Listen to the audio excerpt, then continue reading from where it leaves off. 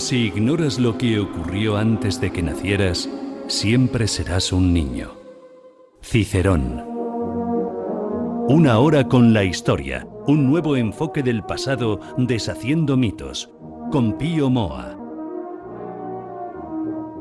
Pues una semana más en una hora con la historia, con don Pío Moa, aquí en Informa Radio. Don Pío, bienvenido. Hola, muchas gracias. Bueno, seguimos a vueltas. El panorama político nacional e internacional está revuelto.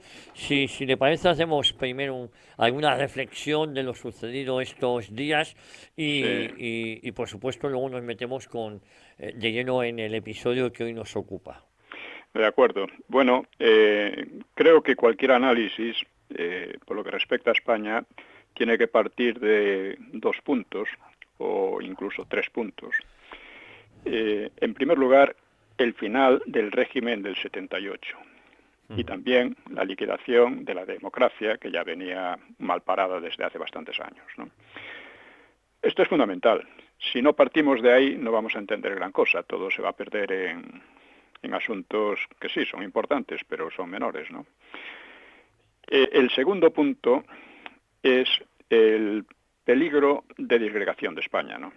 España ha venido sufriendo desde hace 40 años una doble tensión disgregadora por los separatismos y eliminadora, o sea, como si dijéramos que trata de diluir España dentro del proyecto de la Unión Europea, que es un proyecto que ha ido inicialmente democristiano, pasó a socialdemócrata y actualmente es LGTBI, climato histérico y todas estas cosas, ¿no? Y además muy belicista.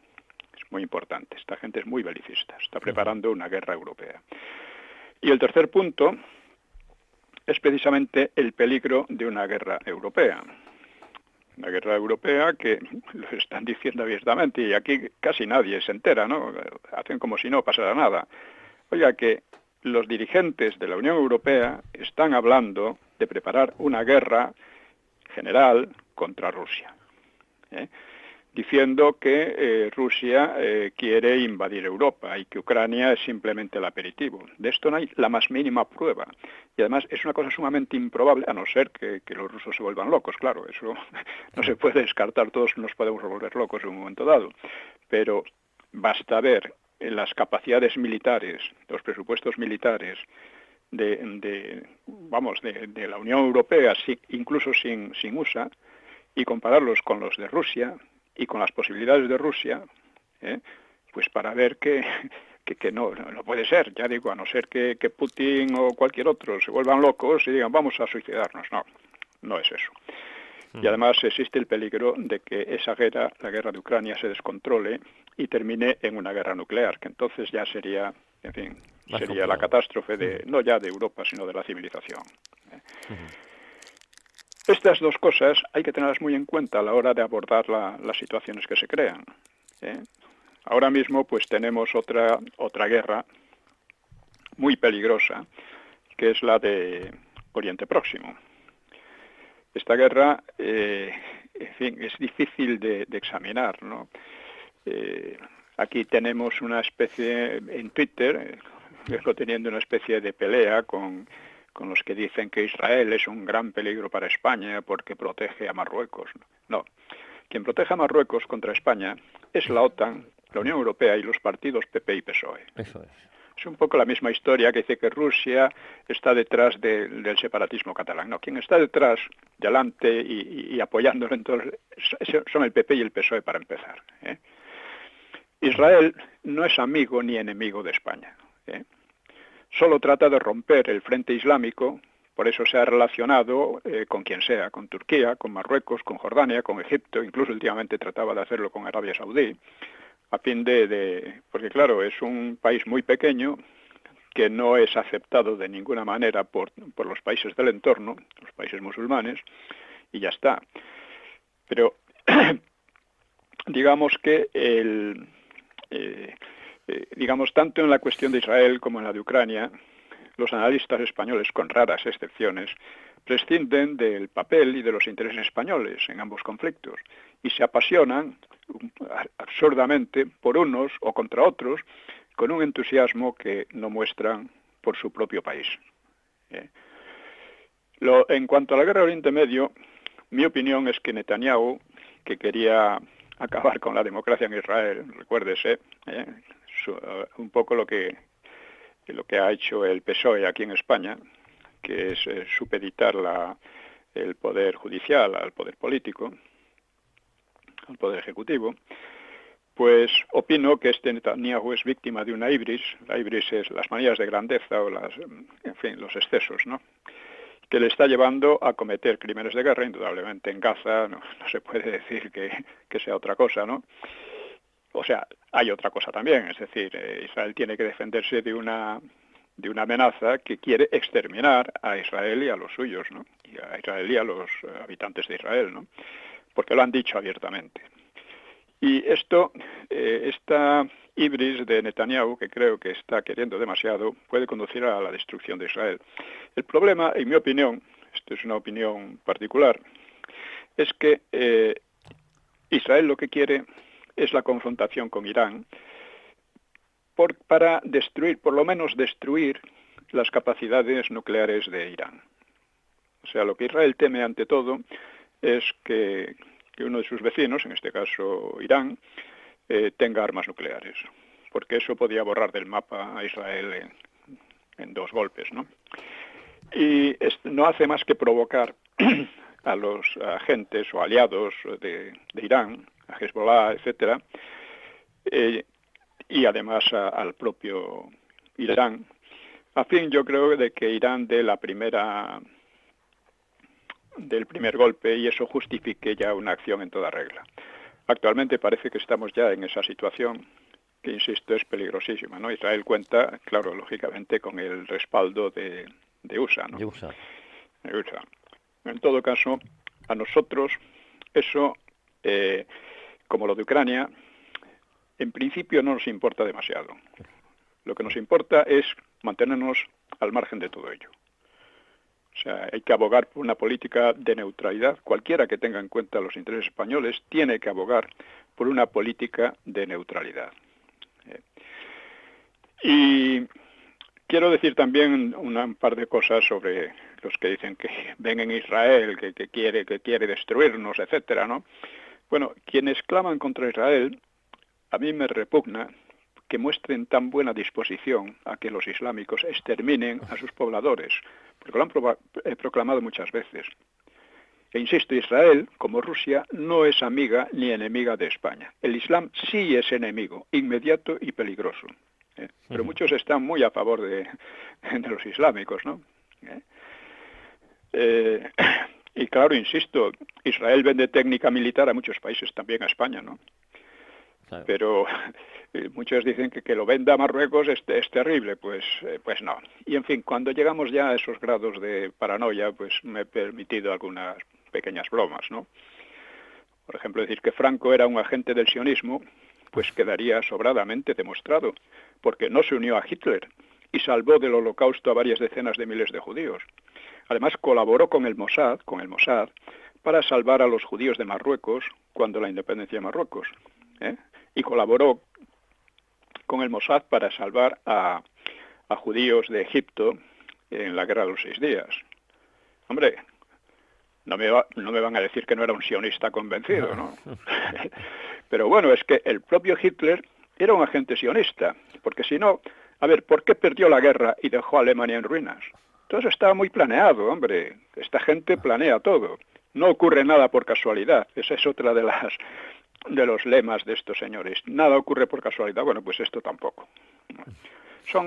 Es ya una cosa un poco desagradable, porque es ese falso patriotismo que ve, que no se preocupa de la realidad de España, de los intereses de España, y siempre busca bandearse hacia un lado o hacia otro, hacia Rusia o hacia Ucrania. Claro, esto es lógico. Un país como España, al que han metido en la OTAN de una manera completamente innecesaria, aunque bueno, no es lo mismo la OTAN de antes de la caída de la Unión Soviética que después.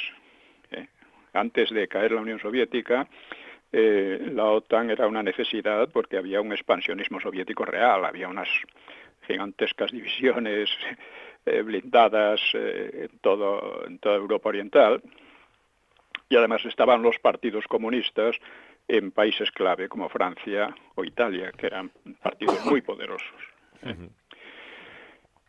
Entonces, claro, la OTAN tenía un sentido.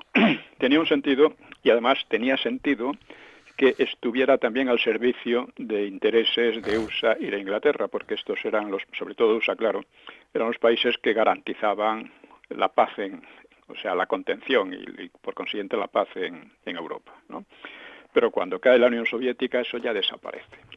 Y desde entonces la OTAN, de ser una alianza defensiva, se transforma en una alianza ofensiva al servicio de los intereses, ya digo anglos, a los intereses de USA y de Inglaterra, que además son intereses de una nueva ideología, porque ya no es la ideología democrática tradicional, es la ideología LGTBI, la ideología del cambio climático y todas estas historias, con las cuales se está avanzando hacia un totalitarismo peligrosísimo. Entonces hay que tener en cuenta todas estas cosas, porque si no nos despistamos con los sucesos que ocurren a cada paso. Luego, claro, volviendo al caso de Israel, dicen, claro, Israel se impuso en un territorio que estaba poblado desde hacía siglos por los palestinos, ¿no?, que eran musulmanes. Sí, esto es verdad. Podríamos decir que hay un problema, digamos, en la legitimidad de origen, pero dentro de eso allí se ha creado un Estado que en muchos aspectos es, por supuesto, muy superior a los de los alrededores, un Estado en que los propios musulmanes que viven allí tienen más derechos que en los países propiamente musulmanes, un Estado que, por ejemplo, nosotros y otros muchos países nos beneficiamos de muchas de sus invenciones, ¿no?, en el terreno agrario, de técnicas agrarias, en el terreno de la informática y de la electrónica, en el terreno de la medicina. O sea, muchísimos inventos que ellos hacen, pues nos benefician a todos. Sí. No es sola, y esto hay que tenerlo en cuenta. Entonces, pues como digo, tenemos esta situación que es complicada, que tiene muchas facetas, y para orientarnos tenemos que partir de estos 3 puntos. España sufre un peligro de disgregación o de desaparición dentro de la órbita de la Unión Europea, que ya no es lo mismo que era la Europa tradicional, ni la Europa histórica, ni la Europa cultural, es otra cosa ya. Es otra cosa, otra historia. En segundo lugar, que el régimen del 78, que a partir de 2002 ya involucionó y degeneró de una manera enorme, pues ha recibido la puntilla con la amnistía. Y en tercer lugar, que se están creando en nuestro entorno relativamente próximo unos peligros de guerra general de los que debemos escapar como sea. Debemos escapar como sea. O sea, la neutralidad fue la gran política exterior española en la Primera y en la Segunda Guerra Mundial. Y actualmente es más urgente que nunca. De esto nadie habla, nadie quiere hablar. La neutralidad hay que ponerlo sobre la mesa del debate político. Miren ustedes, ¿por qué el PP y el PSOE, que son los partidarios de Marruecos, los partidarios de la OTAN, los partidarios de la guerra en definitiva, no quieren hablar siquiera de neutralidad? Pues porque, claro, sería un problema para ellos, que aquí se creara una opinión pública, un movimiento importante, que tomara como base la neutralidad de España, la necesidad de que España sea neutral en esta carrera hacia la guerra que está, en fin, estamos viendo por un lado y por otro. En fin, hablando también de la OTAN, dice, así como escribí en Twitter, así como la OTAN encuentra en su presunto carácter democrático el derecho a invadir y destrozar países enteros, como ya ha hecho ya, los nazis se creían con el mismo derecho por considerarse arios. Y claro, los españoles somos muy poco arios, así que no sé qué destino tendríamos si Hitler hubiera ganado. En fin, es otra historia, pero es para ver un poco cómo se invoca la democracia para atacar la democracia. Es algo que en España está pasando de una manera determinante. Y, en fin, cambiando un poco de tema, podemos volver a la historia del PSOE, ¿no? En el libro quiero insistir, porque es así, en el libro El PSOE en la historia de España, que no es simplemente una historia del PSOE, es también una historia de España en el siglo último, ¿no?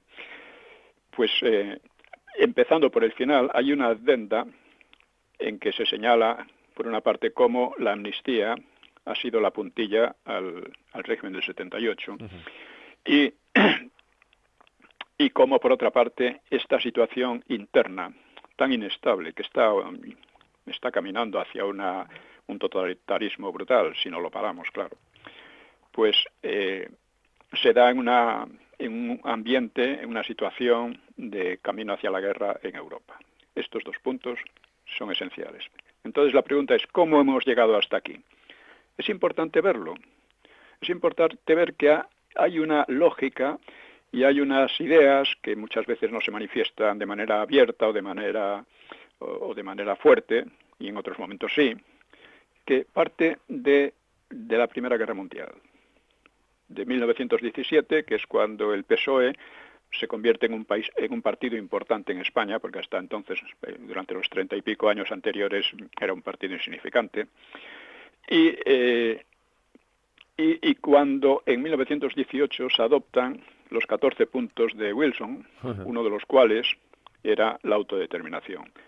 Se concibe que España no es una nación, sino que es un conglomerado de naciones sujetas por un estado opresor, obviamente, ¿no? Bueno, pues todo esto hay que entenderlo, porque es lo que marca un poco la lógica que, con sus altos y bajos, que sigue el PSOE a lo largo de todo este tiempo. Y es importante también tener en cuenta otra cosa. ¿Por qué el PSOE ha sido tan importante? Pues en gran medida por la debilidad intelectual, a menudo moral, y la debilidad ideológica de la derecha. O sea, aquí un ejemplo ya extremadamente clásico es el de cuando Aznar condena el franquismo y además amenaza lo que llamaban el franquismo sociológico, ¿no? Diciendo que con los socialistas habían vivido bastante bien, pero que con él no iban a vivir bien. Todo esto lo detallo en el libro. Está lleno de citas y comentarios, incluso a veces anécdotas, pero anécdotas significativas, ¿no? Pero que y es esto lo que viene ocurriendo. O sea, cuando Aznar condena el franquismo, está condenando la transición, está condenando la monarquía, está condenándolo todo, porque todo eso viene del franquismo. O sea, no es que el franquismo fuera una dictadura y de repente viene una democracia que acaba con el franquismo, ni mucho menos. O sea, el franquismo estaba en descomposición, pero tenía la fuerza suficiente todavía para evolucionar hacia una democracia. Porque cuando muere Franco, la situación general es un franquismo muy debilitado, pero una oposición todavía más débil. Más débil, ¿por qué? Porque el franquismo había creado una sociedad nueva, en definitiva, que ya no aceptaba los odios y las furias que destruyeron a la República. Entonces, solo cuando condenas el franquismo estás condenando la democracia que salió de él, y no podía salir de otro sitio, porque la oposición al franquismo era completamente totalitaria, ¿no? Antidemocrática, ¿no? En contraria a la libertad, a las libertades en general. Era comunista, básicamente, comunista o terrorista. Y luego, a propósito de esto, estoy también poniendo en Twitter algunos comentarios sobre mi libro De un tiempo y de un país, que es sobre el Grapo, que, en fin, me permito recomendar a los que tengan interés por estos temas, ¿no? Y entonces, pues, estamos en esta vamos a decir, coyuntura, que el PSOE ha tenido tanta importancia gracias a la debilidad intelectual de su oposición, porque después de, o sea, cuando llega la transición, ya digo, la oposición no tiene la fuerza, empezó inmediatamente con unas ideas de que iba a volver lo que llamaban la República, que era el Frente Popular. O sea, sobre todo el PSOE. El PSOE viene amenazando ya como en el 1934 prácticamente, pero enseguida se modera porque ve que la sociedad no le permite esas cosas. Y el Partido Comunista le pasa lo contrario, trata de mostrarse moderado, de aceptarlo todo, la monarquía, la bandera con que fue derrotado el Frente Popular, todo, la economía de mercado, etcétera. Mientras que el PSOE iba muchísimo más radical. Pero claro, el Partido Comunista tenía ya detrás tal carga, y estaba además la Unión Soviética, pues que no era creíble su mensaje, ¿no? Su moderación. Y el PSOE pues se dio cuenta enseguida que tenía que moderarse también. Claro, en una moderación que fue poco a poco haciéndose menos moderada. Sobre todo es curioso que en el libro dedico varios capítulos a la época de Felipe González, el Felipato que le llaman algunos, esos aspectos internacionales, internos, etcétera, ¿no? Y es curioso cómo realmente Felipe González no se mostró demasiado antifranquista. Por supuesto, hubo un trabajo de fondo en la universidad, intelectuales, etcétera, atacando al franquismo, pero políticamente él no era demasiado. Incluso tuvo algunas intervenciones criticando a los bocazas que estaban siempre, en fin. Decía, bueno, si eran tan antifranquistas, ¿por qué no lo demostraron antes? Bueno, podía empezar por el propio PSOE, ¿no? Y el caso es que llega el momento en que la corrupción del PSOE está a punto de hacerle perder el poder. Y en ese momento el PSOE se vuelve antifranquista feroz. Y tiene cierto éxito. ¿Por qué tiene éxito? Tiene éxito porque no tiene oposición en la derecha. Claro. Y esa falta de oposición les lleva a aceptar todo el discurso del PSOE, atacando al franquismo incluso con más furia, ¿no? Como Aznar, con más amenaza, ¿no? Bueno, pues esta es un poco la situación que trato de describir en el libro. O sea, cómo se ha ido llegando a esto, cómo el PSOE, a pesar de que intelectualmente, de que ideológicamente sea muy flojo, es sin embargo más fuerte que la derecha, o lo ha sido hasta ahora. Hasta ahora ha sido, o sea, ahora mismo nadie se atreve a decir que lo que hizo Aznar fue una barbaridad, fue casi un crimen, diríamos, porque atacaba las bases mismas no ya del régimen del 78, sino de la propia democracia, ¿no? O sea, nadie lo ha explicado, pero es fácil de explicar. Lo vengo diciendo desde hace mucho tiempo. Oiga, que no, que aquí hay unos señores que reclaman para sí la idea de la democracia y son los que están atacando la democracia más a fondo. Históricamente, la democracia, vamos, en principio, que enseguida empezó a deteriorarse un tanto, en principio vino decidida por un referéndum popular masivamente que aceptó el paso a la democracia de la ley a la ley, es decir, a partir de la legitimidad histórica del franquismo, no a partir de una pseudo legitimidad histórica del Frente Popular. Esto fue lo esencial, y si no se entiende esto, pues no se va a entender nada. Y, en fin, también, bueno, volviendo un poco, porque estoy un poco hablando de esto y del otro, un poco mirando cosas de Twitter.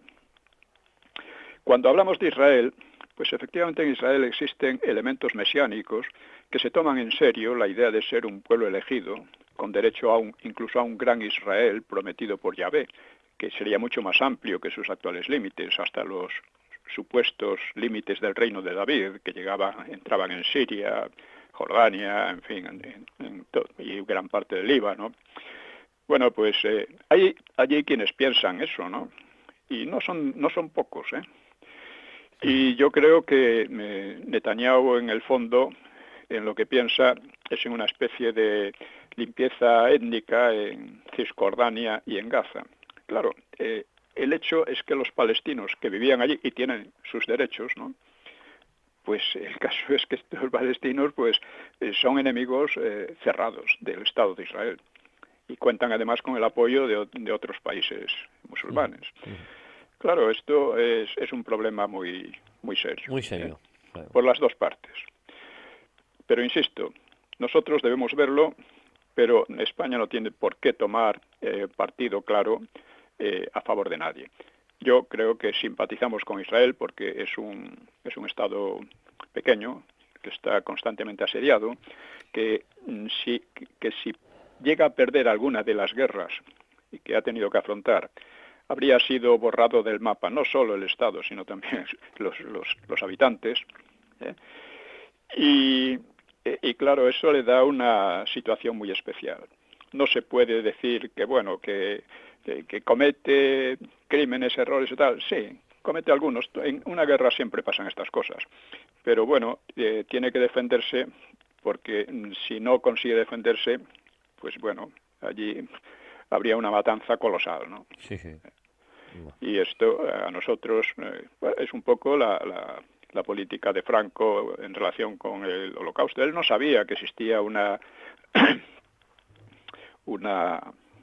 política de exterminio de los judíos, ¿no? Él pensaba que había claramente una persecución que le parecía muy mal y que por motivos humanitarios pues salvó a algunas decenas de miles de judíos, los que pudo. Bueno, por motivos humanitarios, pero no por otra razón, porque la mayor parte de aquellos judíos eran contrarios a Franco, ¿no? Lo habían sido en la guerra civil y después.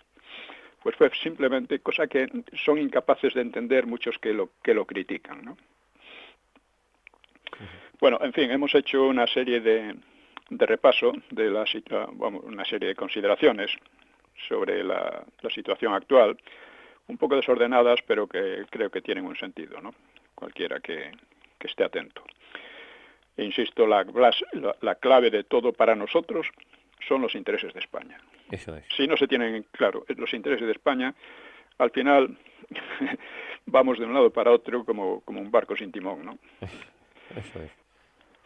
Y en fin, pues con esto yo creo que podemos pasar al episodio de hoy, ¿no? Que nos ocupa. Sí, que estamos hablando de cómo la Iglesia, al decir la Iglesia, estoy hablando de los elementos dominantes o decisivos dentro de la Iglesia, ¿no? No toda la Iglesia dejó de pronto de ser franquista, ¿no? La inmensa mayoría de los católicos, de la Iglesia mismo, de la Iglesia organizada, pues eran franquistas, lógicamente, ¿no? Franco los había salvado del exterminio, pero de repente empieza a haber unos cambios que no son simplemente de divorcio, sino de hostilidad de la parte determinante de la Iglesia, organizada desde Roma, que se vuelve antifranquista. Lo hemos visto y esto históricamente es así. Es más, la Iglesia fue el enemigo más peligroso que tuvo el franquismo a partir de mediados de los años 60, ¿no? Bueno, sí. Nada, hay que decir también que incluso en la época de mayor apoyo de la Iglesia al franquismo, había clérigos contrarios, ¿no? O sea, ya durante la guerra, los clérigos separatistas vascos y catalanes que se habían refugiado en Roma, pues hacían presión contra el bando nacional, con lo cual se desolidarizaban de las víctimas no separatistas, dentro de sus propias regiones. Y, o sea que le estaban igual. Y en cierto modo, pues disimulaban la persecución genocida, ¿no? Exterminadora del Frente Popular.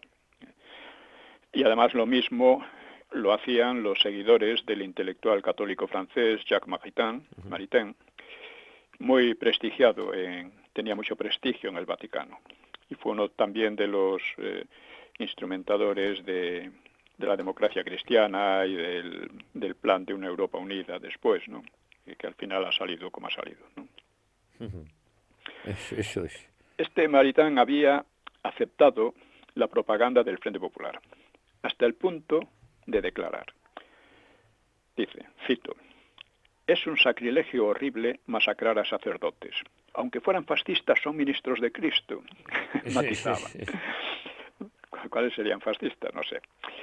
Dice que es un sacrilegio masacrar a los sacerdotes, aunque fueran fascistas, etcétera, por odio a la religión. Y es un sacrilegio igualmente horrible masacrar a los pobres, aunque fueran marxistas, son cuerpo de Cristo, en nombre de la religión. Es la cita completa. Vamos. La comparación es realmente absurda, ¿no? Extravagante, ¿no? Y además muy insidiosa. Nadie fue asesinado en España por ser pobre, mientras que miles de sacerdotes lo fueron por ser sacerdotes, no por ser fascistas, como sugiere el filósofo.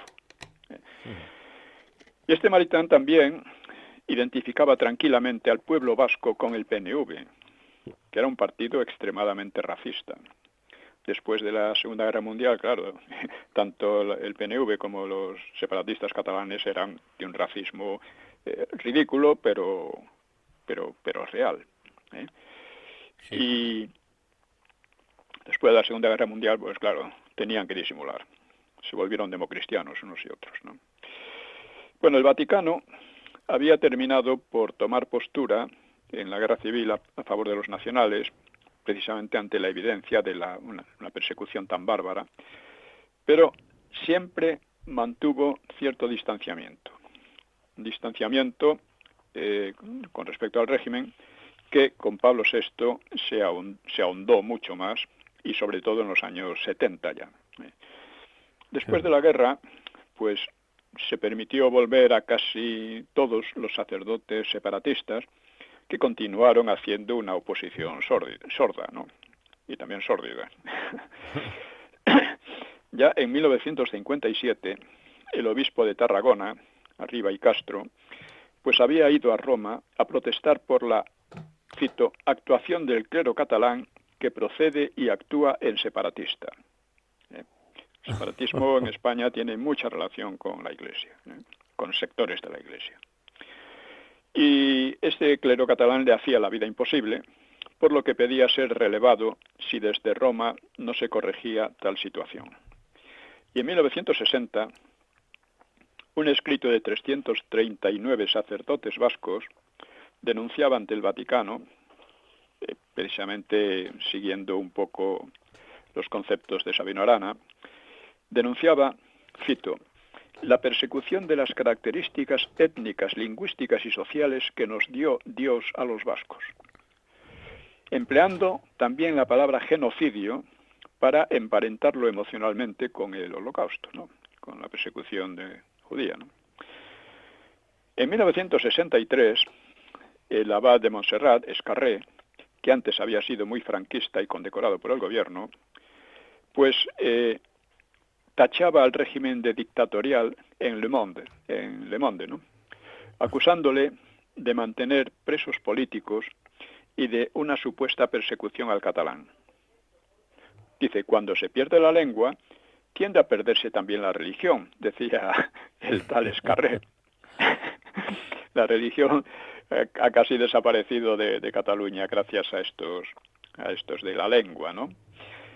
Y esta observación es realmente curiosa, si la miramos desde la actualidad, ¿no?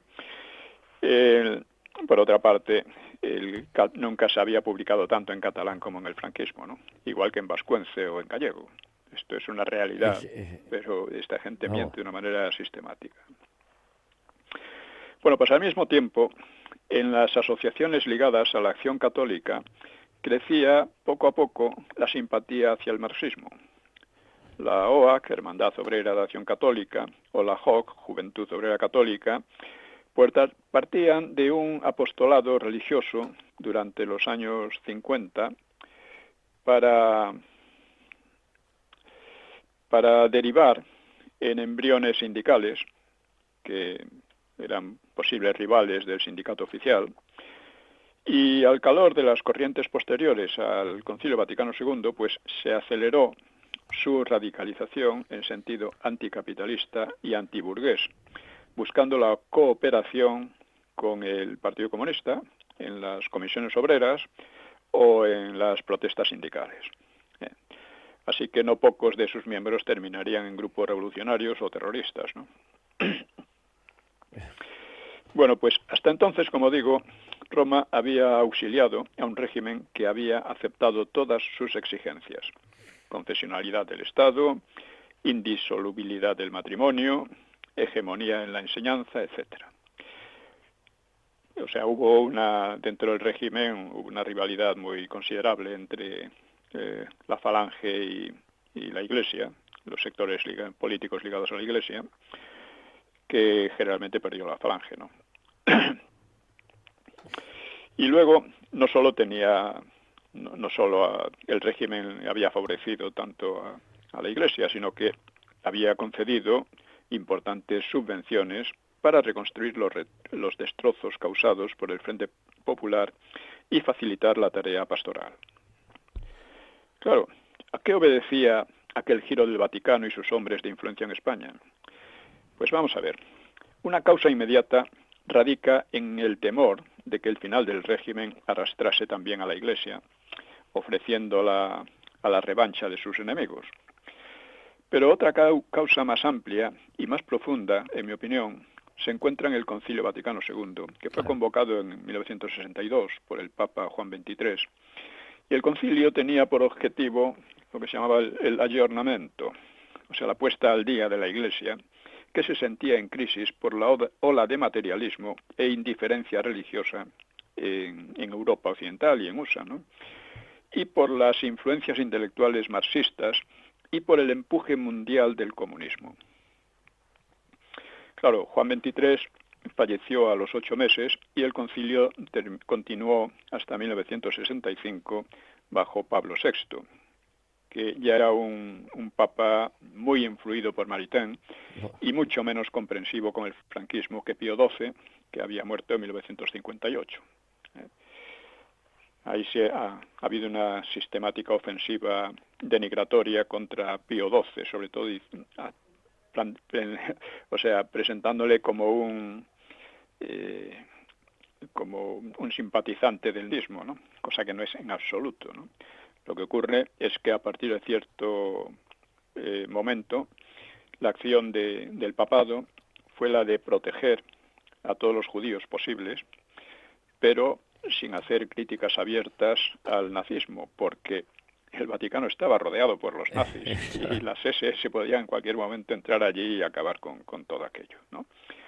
Así que su política fue esa: ayudar a los perseguidos por los nazis y al mismo tiempo evitar un choque directo con los nazis que podían acabar con el Vaticano en 2 minutos, ¿no? Por otra parte, esa crítica la hacen a menudo gente a las que no le importó nada la persecución contra los judíos. Porque observemos que los anglosajones no hicieron prácticamente nada para impedirlo cuando podían haberlo hecho.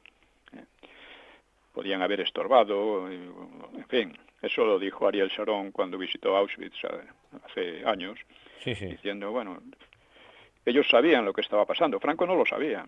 Franco pensaba que era una persecución brutal y feísima y contra la dignidad humana, pero no esto. No sabía que había una política de exterminio. Los anglosajones sí lo sabían. No movieron un dedo. No movieron un dedo y lo sabían todos. Claro.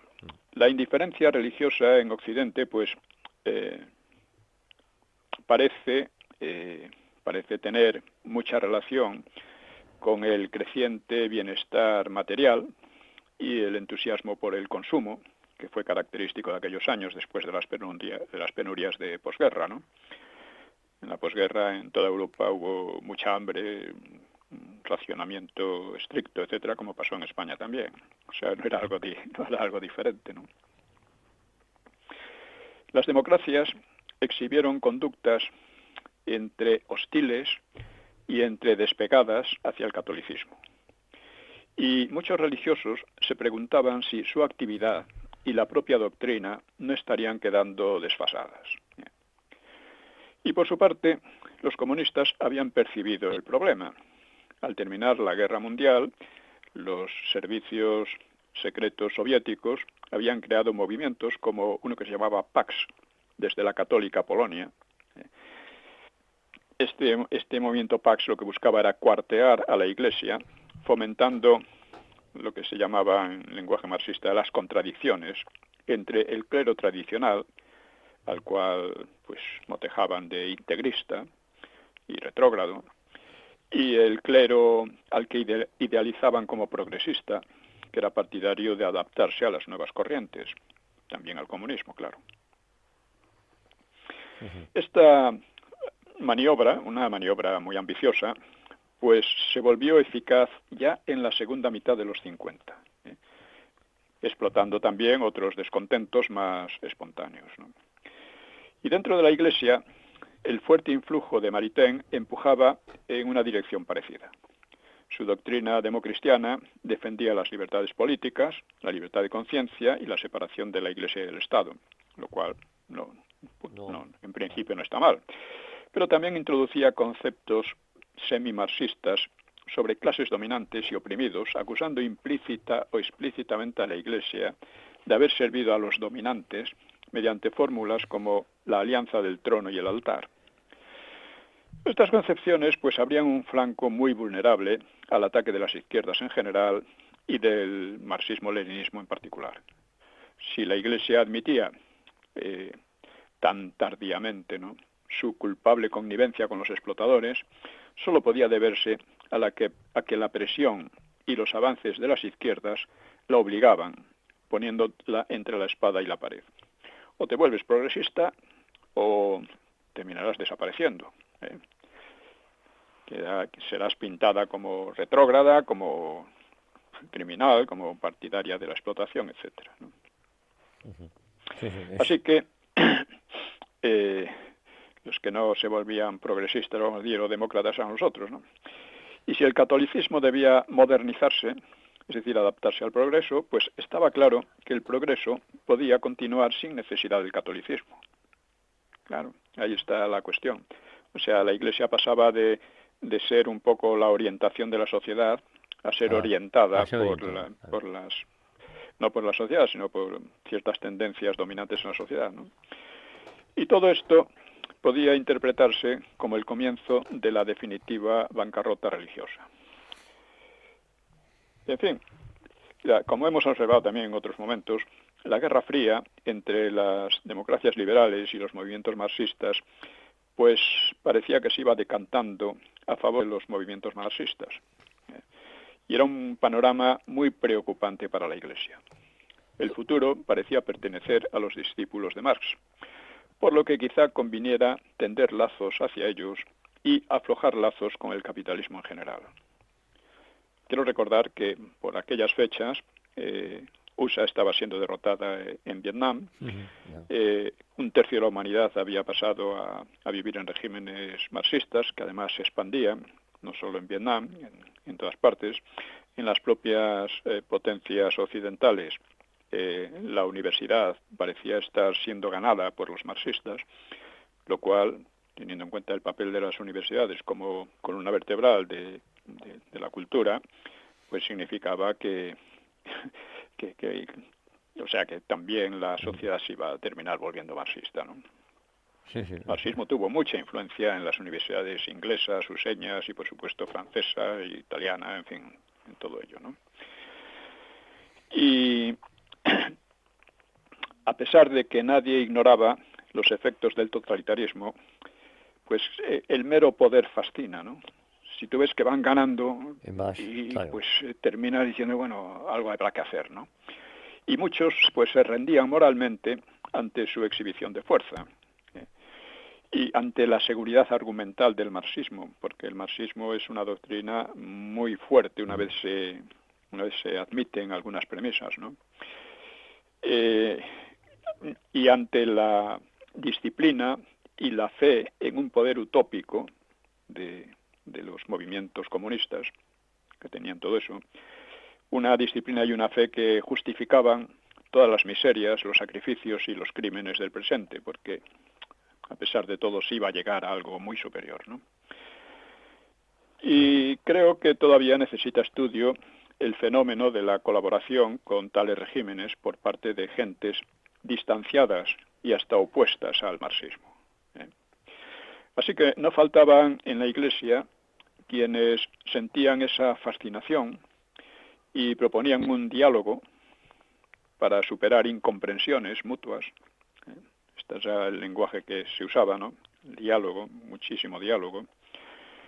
Y porque, claro, se planteaba, no había puntos de contacto interesantes entre la doctrina católica y el marxismo. El cristianismo defendía a los humildes y denunciaba las injusticias de los poderosos. Y también predicaba el despego de las riquezas frente a la obsesiva avidez capitalista. Además, la opulencia de algunos países contrastaba de modo insultante con la pobreza de muchos otros. Y todos estos puntos podían sustanciar al menos cierto entendimiento con los marxistas. Los regímenes marxistas afirmaban haber eliminado la miseria, la desigualdad social y asegurado el trabajo para todos. Y había muchos que querían creerlo, ¿no? En unas sociedades muy lamentables de las que todo el mundo quería escapar si podía, ¿no? El muro de Berlín es suficientemente indicativo. Ujú. Bueno, pues esto también en el libro El PSOE en la historia de España lo vengo explicando y detallando porque también contribuye a explicar también por qué el PSOE llegó a tener tanta influencia, ¿no? Bueno, frente a aquellos logros del marxismo debían pesar poco las libertades y los derechos burgueses, que eran presentados como una cosa un tanto ilusoria. Además, si los comunistas preconizaban un materialismo agresivamente ateo, los occidentales practicaban un materialismo indiferente a Dios. Y, si se enfocaba así la cuestión, los cristianos podían hallar terrenos de acuerdo y hasta podían acusarse de haber pecado de soberbia y de identificación con las clases dominantes. Este es otro tópico del marxismo, ¿no? En aquellas circunstancias, el concilio pues fue el terreno de una porfía larga y solapada, pero de efectos muy significativos, entre los obispos progresistas de lo que llamaban la Alianza Europea, que era inspirada por obispos franceses y alemanes, y el grupo conservador llamado Grupo Internacional de Padres. Ujú. Desde el principio, los progresistas, entre comillas, maniobraron con mayor cohesión y con más destreza. Hay un libro muy ilustrativo al respecto, que es El Rin desemboca en el Tíber, Historia del Concilio Vaticano II, que está de 1900, aquí en español en 1999, de un sacerdote useño llamado Ralph Wilken, que como director de la agencia de prensa Divine Word, pues conoció directamente los entresijos de aquellas discusiones, ¿no? De aquellas rivalidades internas. Un punto esencial de esa porfía entre unos y otros pues fue precisamente la moción sobre ateísmo y comunismo. En 1963, el obispo brasileño Geraldo Sigaud, no sé, y otros obispos pidieron, cito, exponer la doctrina social católica con gran claridad y refutar los errores del marxismo, el socialismo y el comunismo con fundamentos filosóficos, sociológicos y económicos. Bien, pero los progresistas, que estaban dispuestos a tratar el ateísmo con tono dialogante, no deseaban mencionar el comunismo como enemigo radical, y la demanda del obispo brasileño quedó sin respuesta. Don Pío, nos quedan 5 minutos, para que nos organicemos. Bien, pues ya. Sí. Y a su vez Pablo VI propugnó el diálogo en la encíclica Ecclesiam Suam, sin citar al comunismo. Y la cuestión no quedó ahí. Un año después, varios obispos, encabezados por el chino Yu Ping, insistieron en definir el comunismo como uno de los mayores, más evidentes y más desgraciados fenómenos modernos, el cual forzaba a tanta gente a soportar injustamente sufrimientos indescriptibles. los progresistas volvieron a dar la callada por respuesta. Un periódico checoslovaco, entonces un país comunista, pues alardeó de la infiltración comunista en todas las comisiones del concilio. Y posteriormente, un esquema propuesto oficialmente al debate, pues eludía nuevamente mencionar al comunismo. Una carta firmada por 450 obispos denunció ese silencio, advirtiendo que así como a Pío XII le habían reprochado injustamente haber callado sobre la persecución a los judíos, podría reprocharse al concilio, y esta vez con justicia, su mutismo ante la opresión marxista, interpretable como cobardía o connivencia. En fin, ante la tenacidad de los conservadores, pues la comisión afirmó que no había recibido la carta. Cuando se hizo evidente que la había recibido, afirmó haberle llegado fuera de plazo, lo cual se demostró igualmente falso. El obispo francés Aquile Glorieux resultó el mayor obstructor progresista. Tras varios episodios semejantes, los conservadores lograron incluir alguna referencia al comunismo, pero salió de forma vergonzante, sobre lo que observó Sigaud con sarcasmo. Dijo: hay una diferencia entre llevar el sombrero en el bolsillo y llevarlo en la cabeza. El intento de una moción más enérgica fracasó, y estos episodios indican el poder adquirido en la más alta jerarquía por personajes propensos, en mayor o menor grado, a entenderse con los marxistas y a diluir el tradicional antagonismo. Y yo creo que podríamos terminar aquí. Pues don Pío, lo dejamos aquí, si le parece, ¿no? Con la promesa de volver, Dios mediante, la próxima semana aquí en Informa Radio a 1 hora con la historia. De acuerdo, pues nada. Muchas gracias y un abrazo para todos. Un abrazo muy fuerte, don Pío.